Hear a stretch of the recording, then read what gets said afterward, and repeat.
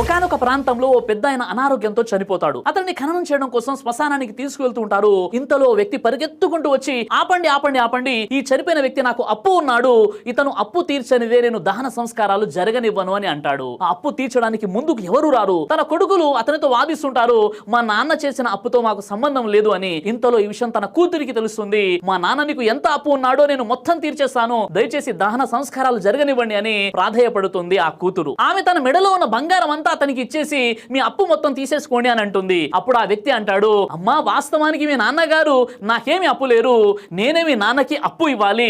ఆ అప్పు ఎవరికి ఇవ్వాలో నిజమైన వారసులు ఎవరో తెలుసుకోవడం కోసమే ఈ నాటకం ఆడాను.